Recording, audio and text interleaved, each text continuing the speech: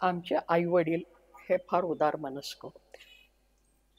आज आईवडील किंवा घरातले माणसं मुलांचं करिअर नावाच्या भानगडीत नको तितकं नाक खुपसतात.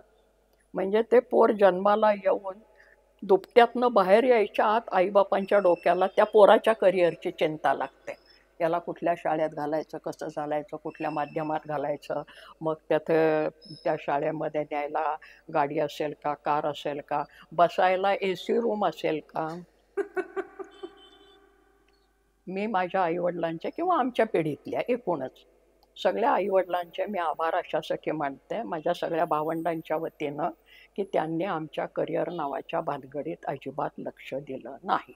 आम्हाला प्रकृतीतः आमची जी जी काय प्रवृत्ती होती त्या प्रवृत्तीनुसार जगण्याची मुभा दिली. आमचे आईवडील हे फार उदार मनस्क होते.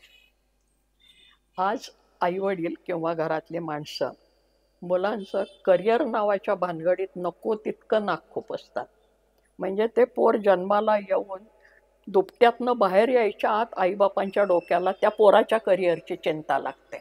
याला कुठल्या शाळेत घालायचं, कसं घालायचं, कुठल्या माध्यमात घालायचं, मग त्या शाळेमध्ये न्यायला गाडी असेल का, कार असेल का, बसायला AC रूम असेल का.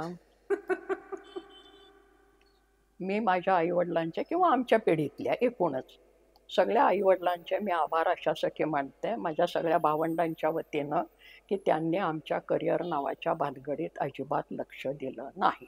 आम्हाला प्रकृतीतः आमची जी जी काय प्रवृत्ती होती त्या प्रवृत्तीनुसार जगण्याची मुभा दिली.